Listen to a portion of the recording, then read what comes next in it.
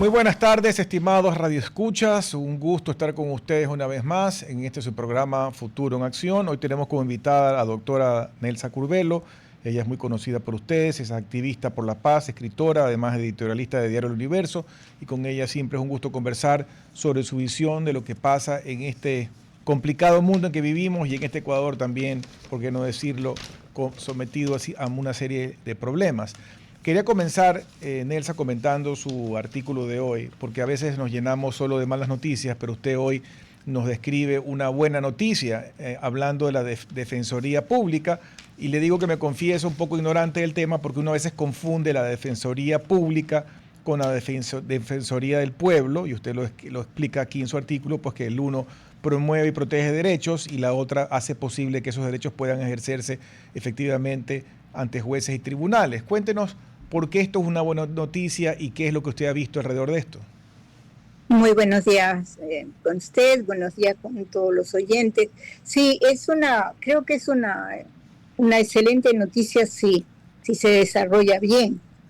La Defensoría Pública es menos conocida que la Defensoría del Pueblo y siempre se presta a confusión.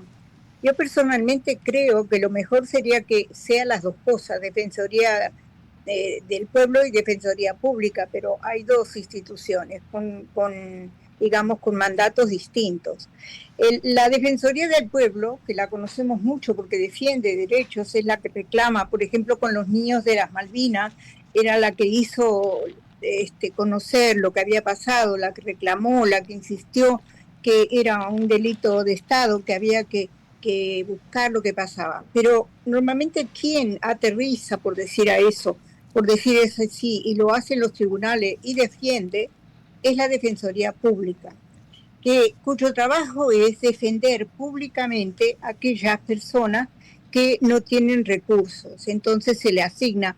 Lo vemos muchos en las películas que tienen que ver con Estados Unidos, el defensor público, y uno cree que el defensor público en realidad es alguien que está haciendo prácticas o que es un defensor de oficio que no se toma muy en serio a su cliente.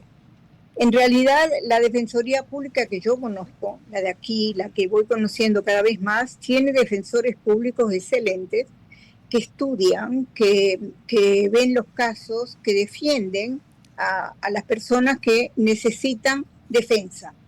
Por ejemplo, en concreto, conozco un caso en el sector donde vivo, donde ambos, el que demanda y el demandado, tienen defensores públicos. Y me parece genial. Es decir, alguien demanda al otro porque estima que cometió una falla, un delito o algo que no es según la ley, y el que se defiende, que estima que esa es una acusación injusta o lo que sea, también tiene un defensor público. Y lo tienen, ambos son muy buenos y ambos se toman en serio la defensa de sus representados. Y eso es en un sector digamos, los dos tienen defensores públicos porque no tienen recursos. Y eso me parece excelente. ¿Por qué? Porque acerca la justicia que requiere intervención legal a la gente, a los pobladores, a los que no tienen cómo hacerlo. Y hace mucho más amigable la justicia, porque cuando uno imagina lo que decía en el artículo, uno imagina un caso para defenderse, piensa, Dios, qué abogado, no conozco ninguno, cuánto me va a cobrar, cuánto va a llevar, con quién tengo que hablar, quién va a ser el padrino, quién me va a defender, quién va a apurar el trámite. Nada, no sé, tiene una cantidad y yo no puedo hacer frente a esto porque no tengo recursos, es casi lo más recurrente. Y a su vez, quien tiene recursos logra que lo defiendan en cosas que no se pueden defender. Tenemos a la vista montones de casos en este país donde resulta que los grandes acusados, no la gente de sectores que en general son por problemas que tienen que ver con manutención, con problemas de arriendo, con problemas de inquilinato, qué sé yo. Los que tienen que ver con grandes robos de este país tienen un buen abogado y salen libres o con muy poco, y el que no tiene eso sale mal parado en general. Entonces, a mí me reconcilió con la Defensoría Pública el conocer este caso, porque de verdad yo creía que los defensores públicos en realidad no estaban muy preparados. Y he constatado que es lo contrario.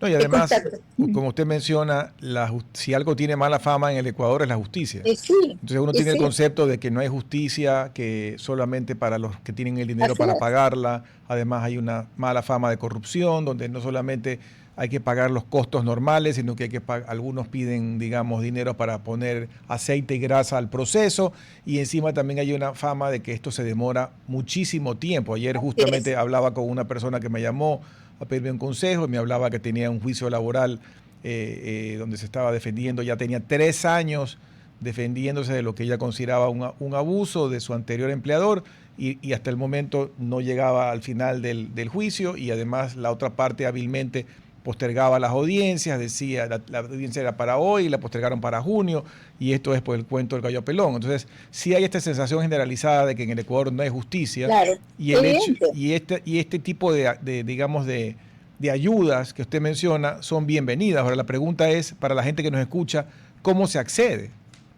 Verá, hay consultorías, digamos, en la Florida está la Defensoría Pública, está en el edificio de lo que era antigua Previsora, 9 de Octubre y Malecón, está, pero lo que a mí me pareció genial es que está también en los barrios ahora. Es decir, hay un móvil, un camión que tiene una oficina.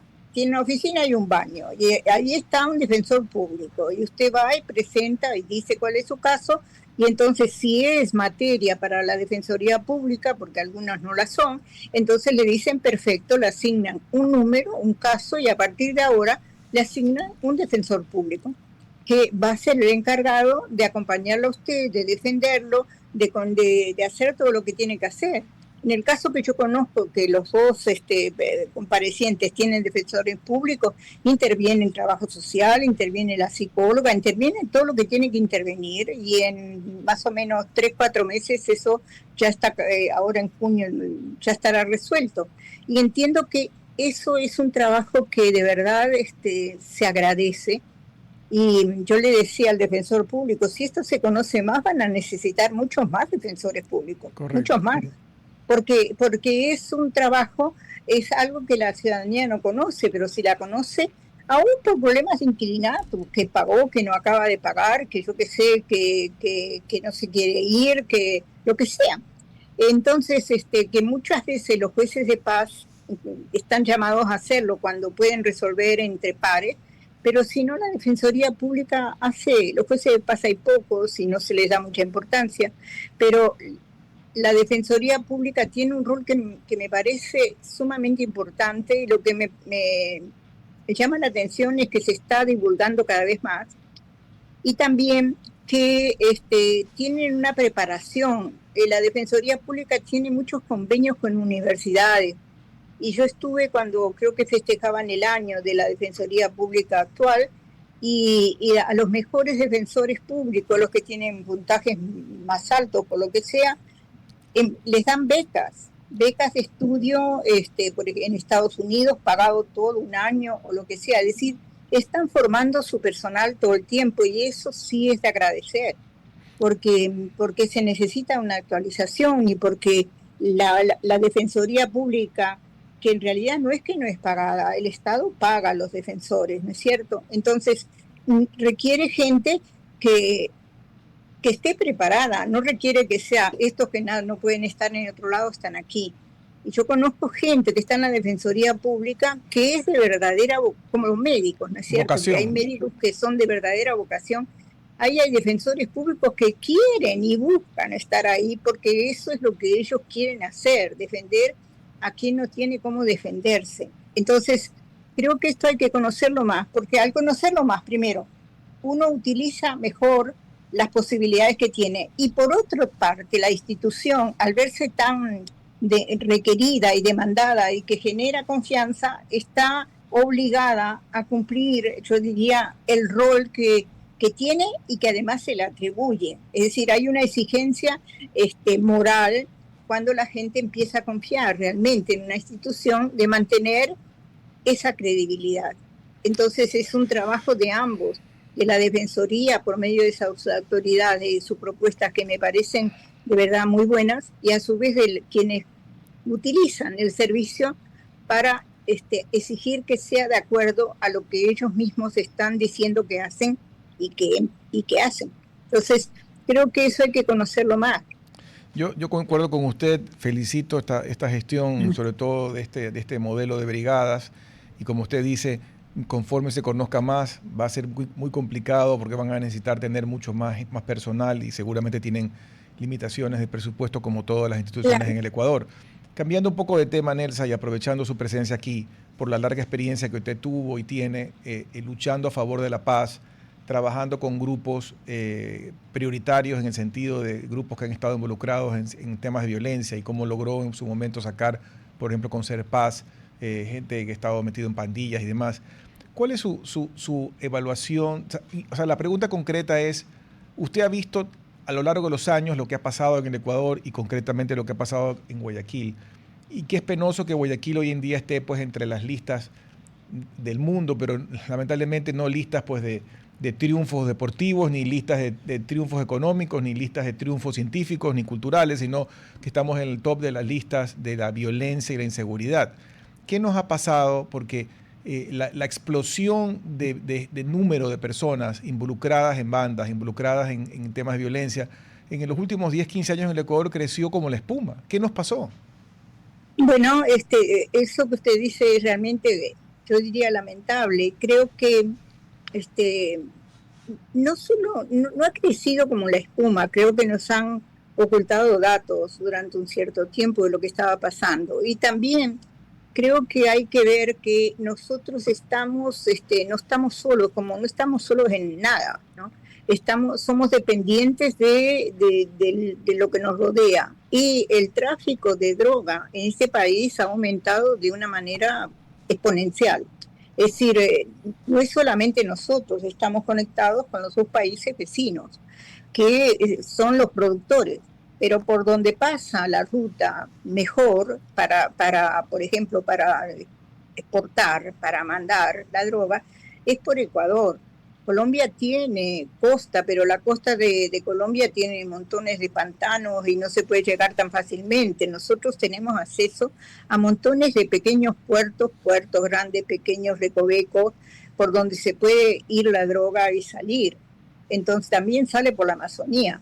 Entonces nos convertimos en un territorio de tránsito que requiere preparar rutas, que requiere gente que contamine, contaminadores, requiere gente complicada, y no solo gente de los grupos, requiere compras de instituciones, de funcionarios, por eso está infiltrado y se ha regado en casi todas las instancias del Estado y de las empresas. Estamos muy contaminados, no solo los contenedores, está contaminada la sociedad. Y lo más grave de esto es que en el mundo actual en que estamos, primero la pandemia nos dejó con una cantidad de problemas que no siempre se han asimilado bien, pero que sobre todo puso yo diría, en el tapete para todos los sectores la tecnología. Despertamos con la posibilidad de comunicarnos, aquellos que no la utilizaban mucho, de comunicarnos a través de Internet, de utilizar el Zoom, de un montón de cosas. Las redes entonces se hicieron como mucho más visibles y más actualizadas. Y tenemos una juventud que está acostumbrada a las cosas rápidas, quiere noticias rápidas, no le interesa escuchar algo, yo qué sé, ni leer un artículo largo, quiere que le deje el resumen en 3 líneas y quiere que, no, eso es muy largo, eso no lo leo y resulta que son 2 páginas.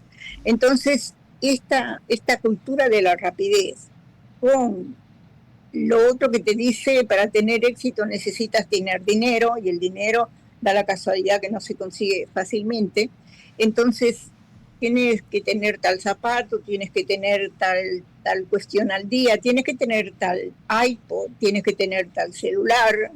Entonces eso que requiere recursos, cuyos recursos no los hay, pero hay gente que te los ofrece y te los ofrece a cambio de a veces muy poca cosa, y después te va metiendo en un grupo, trae como consecuencia que es los jóvenes son una presa relativamente fácil para integrar grupos que le dan dinero a cambio de algunas cosas, de espiar a alguien, de dar noticias, pero eso se convierte después en el eslabón de pertenencia a grupos, cada vez con jóvenes, más pequeños, más integrados, y ahí tenemos toda la cadena desde el más pequeño al más grande, porque resulta que esta rueda funciona en un vehículo. A veces lo que usted no ve es lo que mueve todo el coche. Ve que el vehículo tiene una linda carrocería, lindo color, lindos asientos. El problema es que mueve eso es un motor donde algunas de las piezas son ínfimas y esas son las que mueven todo. Entonces tenemos una sociedad que está infiltrada, realmente infiltrada, y eso no depende solo del Ecuador, depende de sus vecinos y del contexto mundial. Si no hubiera gente que consume, no tendríamos. Y yo siempre me pregunto, bueno, ¿y la gente que consume? ¿Qué es lo que le pasa? Porque antes, no sé, no sé si se conocían menos o se consumían menos, pero el tema es que ahora, si yo quiero estar contento, tengo que consumir. Consumo cualquier cosa, consumo desde la marihuana hasta la cocaína, hasta los cigarrillos electrónicos. Y es impresionante como cerca de las universidades, y perdone que lo diga así, y en general, se vende droga, pero así, al hilo, sin ninguna... y frente a todo el mundo. Exacto, a vista y paciencia de todo el mundo. Pero usted ha tocado varios temas importantes de mencionar, y habla sobre la juventud. Y ha hablado de algo que también yo siempre critico en este programa, y no estoy diciendo que no tengamos que resolver lo nuestro, pero en esta guerra mundial contra la droga, que yo creo que la hemos hace rato perdido, porque seguimos insistiendo en solucionar las cosas de una manera que no funciona, y resulta que le seguimos poniendo plata a lo mismo que no funciona. Y también yo me cuestiono el hecho del lado del consumo, porque la droga sigue creciendo en todo el mundo. Mire todo lo que pasa en Colombia, lo que pasa en Ecuador, y todos los países productores, y no solamente de cocaína y marihuana, sino de todas estas drogas sintéticas ahora que son inclusive más destructivas. El fentanilo destruye a los jóvenes, los convierte en zombies. Pero ¿qué pasa en el lado del consumo? ¿Por qué no? Primero, que la droga llega por donde llega y se distribuye no por obra y gracia del Espíritu Santo, sino que se distribuye porque hay gente que las acarrea, que las transporta, que las mueve, que las comercializa. Entonces, ¿por qué no hay más noticias de que atacan esas redes? Segundo, ¿qué pasa con la juventud y los no tan jóvenes que quieren esto para ser parte de su vida? ¿Por qué cada vez más gente quiere estas cosas para que, como usted dice, alegrarlos o contentarlos o darle lo que sea que ellos sienten al usarlas? Y como que el mundo no llega a ese fondo. Y lo único que vemos es, bueno, démosle palo a los productores y a los exportadores, que está bien que se le dé, no digo que no. Pero no es solamente la única parte de la ecuación que hay que solucionar. Bueno, yo creo que eso está ligado a una crisis profunda de la humanidad como tal, y al sentido y al propósito de la vida, cuando me parece que vas un poco a casi la raíz de todo esto. Es decir, ha habido en la humanidad quiebres profundos, muy profundos, que han producido cambios fundamentales, qué sé yo, desde cuando se inventó la imprenta, o yo sospecho que cuando inventaron la rueda introdujo un cambio brutal, porque ahora resulta que en vez de estar montándose en caballo, en rinoceronte, bueno, que jirafa, se iba en una rueda mucho más rápido, ¿no es cierto? Y eso producía cambio. La revolución industrial, que hacía que la gente temiera que perdían todos sus trabajos. Después la imprenta, resulta que ya no hay que cambiar, no hay que escribir manuscrito, ahora se puede leer por una imprenta. Y ahora tenemos la inteligencia artificial que nos da, la gente cree que te resuelve la mitad o casi todos los problemas, todos le preguntan a la inteligencia artificial. Es curioso, yo veo eso en los jóvenes, ¿no? Antes preguntaban a Google, ahora preguntan ¿dónde está no sé qué negocio? Y la inteligencia les responde, todo es la inteligencia artificial y rápido. Bueno, si es así, este quiebre, esta humanidad que tiene otra pista, otra manera yo diría, de relacionarse consigo mismo y con el mundo, esto tiene que ver con el sentido profundo de la vida. Tiene que ver el tema de qué es lo que yo quiero, a dónde voy, qué es lo que busco. Y creo que eso eso hace que yo busque estar alegre, happy, aunque no esté contento. Entonces la droga me da eso. Además, la droga me despierta cierta creatividad y alegría que hace que yo invente un montón de cosas en poco rato. Lástima que eso cada vez me genera una dependencia mayor y termino convertido en un felpudo y en un trapo humano. Pero eso lo vamos a tener que descubrir juntos. Y yo creo que en algunas partes ese proceso empieza a darse. ¿Por qué? Porque, por ejemplo, algunos ya empiezan a decir, a ver, vamos por partes, hay que restringir el tiempo que usted está en las redes. No puede ser que se pase 12 horas en las redes. Sí, las redes puede leer libros, sí, las redes puede escuchar no sé qué, pero las redes además te dan un montón de cosas que no contrastas, que no saben lo que son, que no sé lo que están diciendo, de dónde sacaron la información. ¿Qué es esto? Para un momento y planteese, porque la inteligencia artificial tenemos que utilizarla bien, es un adelanto de la humanidad, correcto, como ha habido muchos. Correcto. Bueno, muy bien. Entonces, todo eso traducido a niveles, es decir, se produce me parece, pero mira que yo estoy hablando muy como lo pienso, no digo que tenga razón. Se produce un desnivel muy importante entre mi vida de todos los días, si yo estoy en un sector con problemas, un sector popular, donde me cuesta subirme a la metro o al bus y qué sé yo, y a la vez puedo estar en el mundo entero y saber lo que pasa en la China y comunicarme con el otro que está allá. Este desnivel tan profundo hace que yo no pueda, como diría, asumir e integrar en mi vida esto. ¿Cuál es mi futuro acá? ¿Qué voy a hacer yo? Resulta que yo voy a ser a duras penas, qué sé yo, jefe de la limpieza del municipio. Sí, muy bien, es correcto y hace falta. Pero al lado de eso yo me veo que se van a la luna, se van a Marte, hacen no sé qué. Este mundo tan dispar, tan lleno de propuestas interesantes y de imposibilidades reales, hay una empresa que la llevan unos que venden drogas, que produce montones de dinero y que me lo quieren dar, y yo porque no lo voy a aceptar.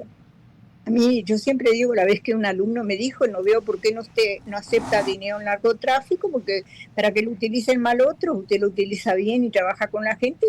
Yo no entiendo por qué usted no lo utiliza. ¿Qué es lo que está fallando ahí? Claro, Razonamiento lógico. pero es que ese razonamiento es el que nos tiene podridos, porque si uno negocia con el diablo, acaba, digamos, bailando con el diablo. Entonces, eso es lo que la humanidad, alguna gente, yo le he escuchado a mucha gente hablar sobre la problemática de Ecuador, diciendo que realmente hay que tener una especie de paz, de pax mafiosa, digamos, como lo promueven en algunos otros países como México. Y usted ha visto que eso no llega a ningún lado, porque igual usted cuando tiene esta relación con ellos, usted sabe cómo entra, pero no sabe cómo termina. Entonces yo no creo que ese es el camino. Pero de nuevo estamos en lo mismo. ¿Por qué este joven, que era además brillante, por qué me decía esto? Porque lo que no tenía claro eran los principios. Exacto. Es decir, los valores. No tenía claro que tú no puedes tener una tal incoherencia entre lo que dices, lo que haces y cómo lo vives, que eso no funciona así. Pero esa experiencia la va a tener que hacer, y creo que le está costando, porque le he seguido la pista y no le he ido muy bien en muchas cosas, pero a lo que voy es, ¿quién transmite esto? ¿Quién pone en el fondo un pare? Creo que una de las cosas que necesitan los niños es aprender a fracasar. No solo a tener éxito, nos tienen enloquecidos con tener éxito y ser el primero. Y hay que tener éxito y usted va a ser el líder. Bueno, no, está perfecto, pero un líder en una clase de 50 que es el mejor, tiene 49 que no son el mejor. Y si usted de los 49 ocupa el número 47, es de los perdedores. Y no es un perdedor, simplemente no es el primero. Bueno, ¿cómo manejamos el fracaso? Creo que eso es una de las cosas que hay que introducir en la formación.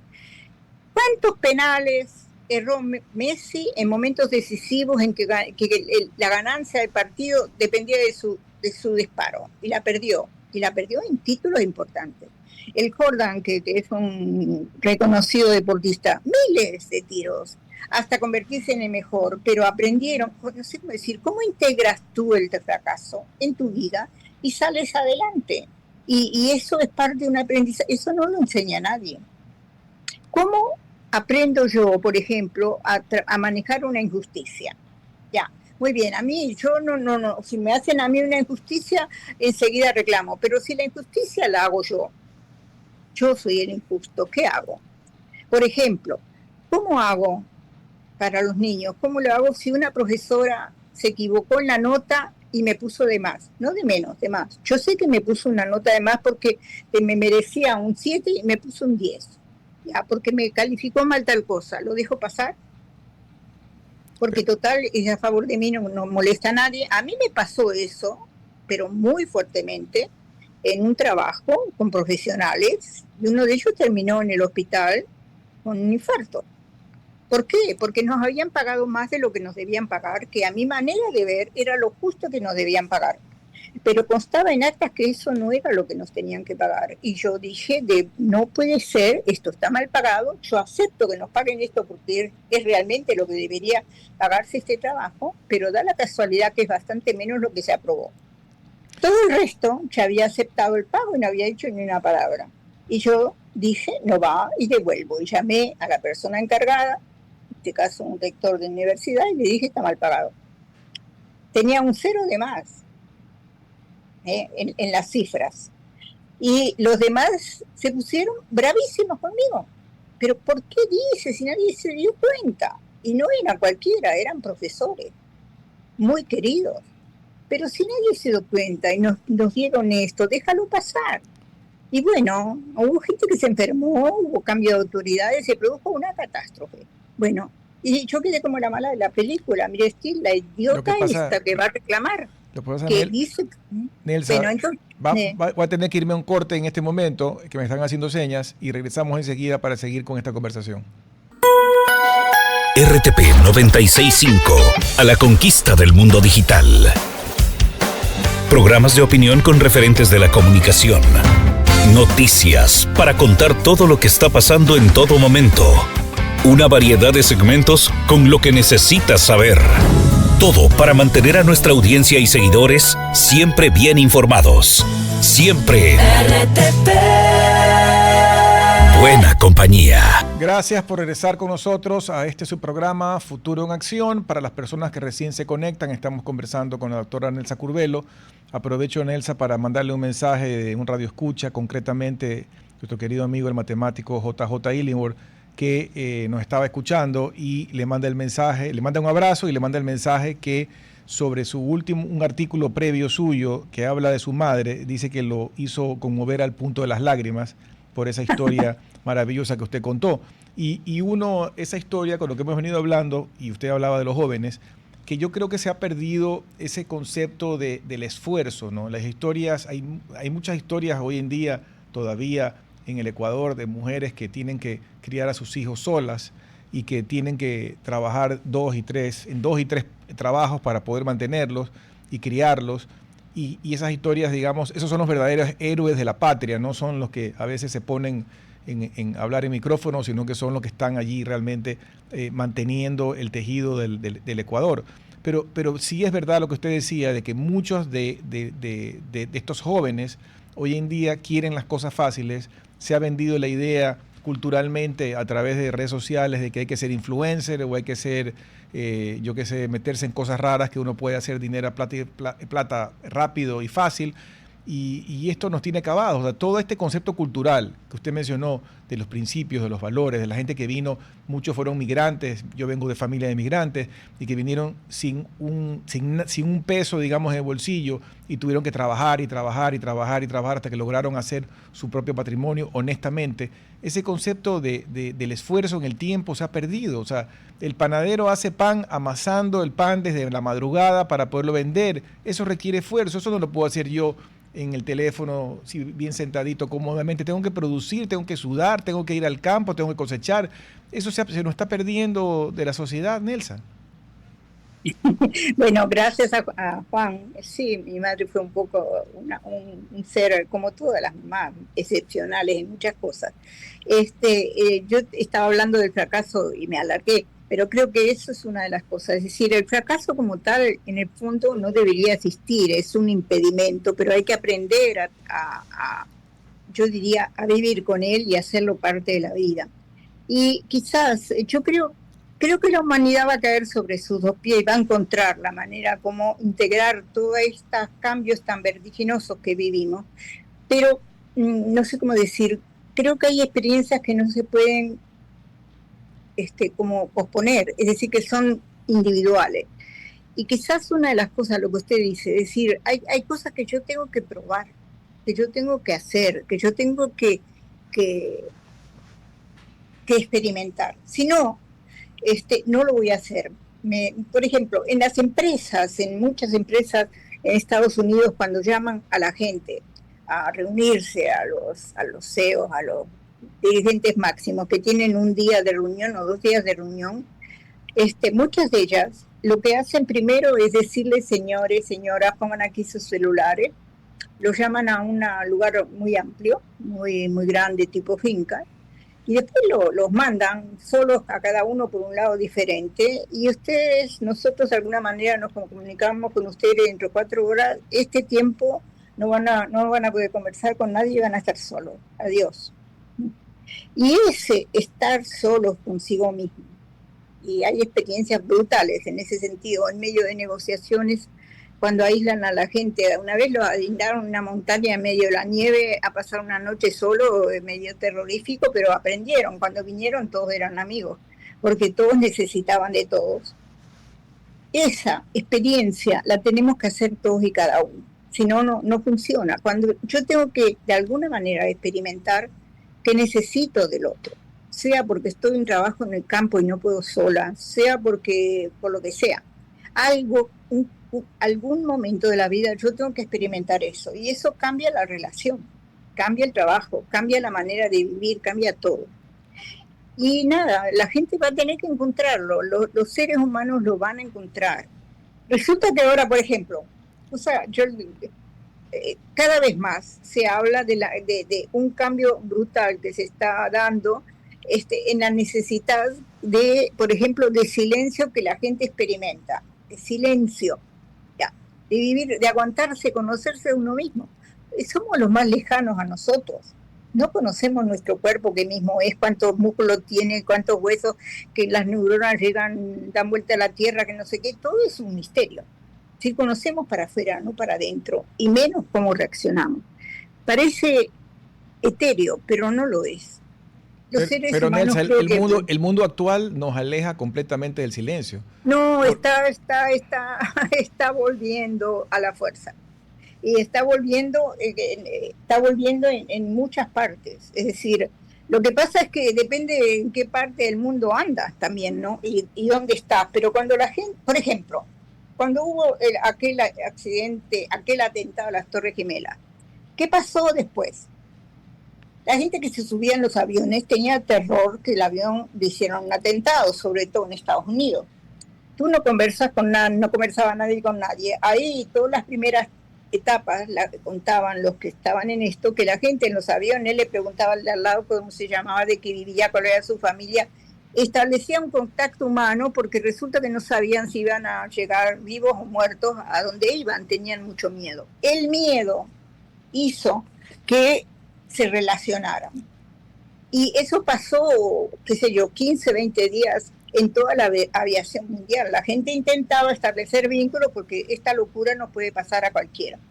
Entonces, ¿qué fue lo que originó eso? El trauma de un atentado terrorífico y de que esto me puede pasar. No sé cómo decir, me parece que hay diferentes... Cuando tú tocas fondo como sociedad, la única manera es rebotar. Después que tocaste fondo, ya más abajo no vas. Entonces ahí o sales o te hundes. Entonces creo que hay sociedades, por ejemplo, claro, son sociedades que han estado peor que nosotros antes que nosotros. Que han pasado la Segunda Guerra Mundial, por ejemplo, que no fue poca cosa. Que han pasado los campos de concentración. Que han pasado el exterminio. Que saben lo que es una persecución. Y empiezan, yo qué sé, hablo de Alemania, Finlandia, Suecia, tienen ahora otra manera de, no sé cómo decir, de intentar educar, de otra manera intentar de vivir. Nosotros con el miedo que tenemos acá, que desconfiamos hasta del planeta, ¿no es cierto? Una persona que te acerca no la ves como amigo, dice, ¿y este qué me va a hacer? ¿Y quién es? ¿Y qué está haciendo este carro parado delante de mi casa? Vivimos asustados. Estamos tocando fondo a nivel de relaciones, a nivel de confiar en el otro que yo necesito. Cuando tú no tienes ya más nada que perder porque perdiste todo, entonces el otro es una ayuda. Y eso, cuando estamos en un quiebre así profundo, los seres humanos han demostrado a lo largo de su historia como seres humanos que somos capaces de encontrar salidas. No sé cuál, pero las encontramos. No sé cómo es, y creo que algunos pasos se están dando. Usted y yo hemos estado en reuniones de gente de los sectores más populares es impresionante su capacidad de organización, de análisis, de hablar, de estudiar y de proponer. Antes no había eso. Claro. No había, pero ahora nos dan cátedra. Usted se fue en una reunión que estuvimos juntos, después he estado en otras. Me acuerdo que estuvo el primer día, el segundo día no lo vi, pero resulta que el segundo día se propuso que hicieran cronogramas, proyectos, qué sé yo, todo lo que esto supone, con quién lo va a hacer, y lo otro. Todos los grupos, sin sabiondos, sin profesionales, lo hicieron. Y eran gente de la Trinitaria, del Fortín, de Nueva Prosperina, del Monte Sinaí, del Guasmo. ¿De dónde eran? Mejor que no estén sin sabiondos, que estén sin sabiondos, porque los sabiondos a veces meten mano para otras cosas. Pero, por eso le digo, usted... entonces hay vida. Hay vida. Lo que pasa es que esa vida no todo el mundo la conoce, claro, ni cree que se está pero dando. Hablando de esa vida de los barrios, Nelsa, y hablando del miedo, a mí me da pena porque Guayaquil, que es la ciudad donde bueno, yo nací y ahora no vivo ahí, pero digamos donde también tengo actividad, está cambiando para mal. O sea, muchos barrios emblemáticos que tenían vida social, vida de barrio, ya no existe, inclusive muchos negocios que yo llamo de pie de calle, que es el del local que da a la calle, que no tienes que pagarle a un centro comercial, una plaza comercial, están cerrando por la inseguridad. Entonces y el que puede sobrevivir tiene que ir a pagar a un centro comercial, tiene que ir a pagar a una plaza comercial, y entonces todo se va migrando de allí y va perdiendo la vida de los barrios. Inclusive el centro de Guayaquil, que usted recordará que era vibrante, era donde más pujanza había, y usted iba a cualquier hora y era full de tiendas, full de gente caminando. Eso también en muchas horas del día está muerto. Entonces, ¿cómo resucitar Guayaquil? Yo sí creo que Guayaquil tiene que resucitar y tiene la capacidad de hacerlo, porque ya hemos pasado por épocas críticas en el pasado, pero ya Guayaquil tiene que despertar. Bueno, entonces eso se va a dar. Ni usted ni yo sabemos bien cómo, pero se va a dar, porque la vida es más fuerte que esto. Yo la vez pasada escribía, la maceta está pariendo. Tenía una planta metida en una maceta que estaba muerta, que qué sé yo, y cuando quise acordar la planta resucitó, y no solo eso, me rompió la maceta, me la rompió y sacó sus ramas por ahí. Entonces, los seres humanos somos más potentes todavía y vamos a romper eso. ¿Cómo lo vamos a romper? No tengo la más pálida idea, no sé cómo es. Empiezo a ver que esto se está rompiendo y va a surgir de otra manera. Pero lo verán otros. Yo ya estoy demasiado mayor y esa parte no la voy a ver. Pero los que vienen atrás, creo que si la vida encuentra su cauce, lo va a encontrar, como la represa de Mazar, que ahora se llenó de agua otra vez, va a encontrar.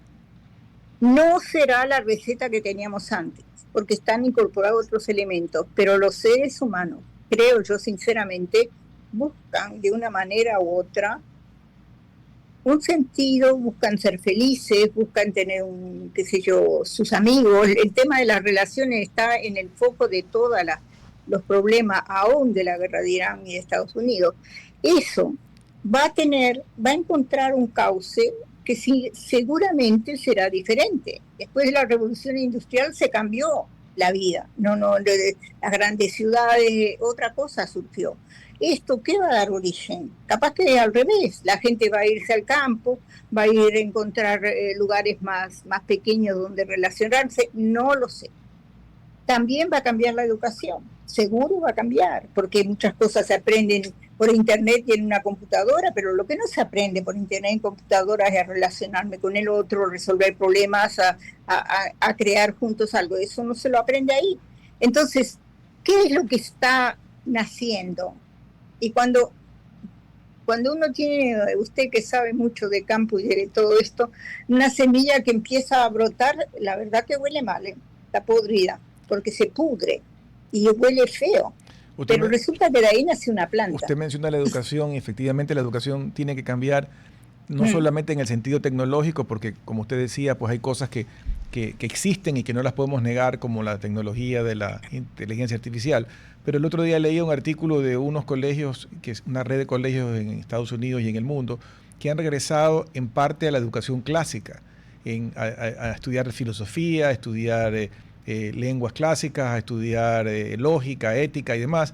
Y esos chicos están saliendo de esos colegios con las mejores puntuaciones para entrar a las mejores universidades del mundo. Entonces, algo están haciendo bien versus la educación en teoría moderna, más ecléctica que hoy en día tenemos. Entonces, yo sí creo que hay que rescatar algunas de las cosas del pasado que funcionaron y que hemos abandonado. Pero evidente. Como usted dice, hoy en día hasta para bailar, creo que los chicos se sacan a bailar por teléfono. O sea, toda esa conexión humana que se ha ido perdiendo, y yo creo que también eso tiene que regresar, ¿no? Es decir, en general lo nuevo, eso no sé, pero lo nuevo no es tan nuevo. Es una transformación de lo que ya existe de otra manera, mi manera de ver. Es muy raro que alguien invente algo de cero, de la nada. No es. A mí me dan una papa y un no sé qué, y puedo hacer un locro, puedo hacer un puré, puedo hacer, yo qué sé, un pastel, muchas cosas. Puedo transformarlo en otra cosa, pero me apoyo en algo que ya existe. Entonces, nosotros, seres humanos en este planeta, ¿no?, que estamos sometidos a tantas noticias, informaciones, presiones, y a la vez deseo, porque da la casualidad que sí, todo el mundo tiene una cantidad de deseos, de tener una casa, una pareja, unos hijos, qué sé yo qué, algo va a encontrar, se apoya en algo que ya hay, y eso lo transforma. El volver a la educación, por ejemplo, volver a escribir a mano, que no saben, parece que es una de las cosas fundamentales para que el cerebro funcione medio bien. Bueno, eso también hay que volver a aprenderlo, pero no lo aprendemos igual que antes, ya ahora lo aprendemos de otra manera, ya integramos lo que hay. Esa integración entre esta avalancha de cosas diferentes y lo que teníamos es lo que me parece que está produciendo este desencuentro, ¿no? Pero yo confío que los seres humanos son capaces de integrar eso que parecía una locura, parecía que este es un dinosaurio, ¿de qué habla? Y que usted no veía televisión de chiquita, de dónde nació, estaba en la edad de piedra. Era en blanco y negro, ¿de qué habla? Y por teléfono llamaba a la central para que le comuniquen con la China, pero ¿qué es esto? Si esto es un segundo, es decir, una locura. Esto, insisto, se traduce en las crisis que tenemos, en la crisis cómo organizamos la sociedad. Esta ciudad nuestra en la que estamos, Guayaquil, a mi manera de ver, es una locura que tenga un solo alcalde. Debería tener debería haber varios municipios y varias organizaciones territoriales dentro de todo el espacio de Guayaquil. No va usted a comparar la Prosperina con los Ceibos. No tiene cómo. Entonces, no sé cómo decir, son cosas muy diferentes que requieren redes distintas y que hay que adecuarse. Entonces, perdone que parece muy etéreo, pero creo que no lo es. Nosotros, en el fondo, necesitamos creer en nuestras propias posibilidades y transmitir una cierta esperanza a las generaciones presentes y futuras, porque si no, de verdad, esto va mal. Nelsa, nos queda solamente un minuto, pero eso que usted menciona de las propias posibilidades también es una de las falencias de la modernidad, porque también nos han metido el cuento de que todo nos van a ir dando. Entonces, todo este modelo de que tenemos que esperar que Papito Estado nos dé todo, obviamente el Estado tiene que ayudar, intervenir, también ha hecho que la gente dude de sus posibilidades. De acuerdo, pero hay un montón, y usted lo sabe, que no dudan, que están aprendiendo a no dudar de sus posibilidades. No todo, puede ser que no sea la mayoría, pero usted y yo somos testigos, y testigos presenciales de cambios que no aparecen en las noticias y que se están dando. Y esos cambios son un terremoto, se raja una pared y después se viene abajo. ¿Por qué? Porque ya se está aprendiendo a pensar con un espíritu crítico. Se está aprendiendo a pensar, esto que me cuentan no es así, pero dele tiempo. Y cuando quiera acordar, le va a romper la maceta. Se la va a romper. Muy bien. Pero no, sí. Se nos acabó el tiempo, Nelsa. Nos quedamos con la historia de la maceta. Ojalá que estas noticias positivas rompan la maceta para que el Ecuador pueda salir de esa maceta y realmente cambiar como debe cambiar. Muchas gracias a usted por su tiempo. Gracias a todos ustedes que nos siguen día a día. Hasta el día de mañana. Hasta aquí, Futuro en Acción. Control Master Marisela Basantes. Transmisión digital Gerardo Díaz. Redes sociales Erika Eras. Dirección Javier Gamboa. Todos los derechos reservados. RTP 2026.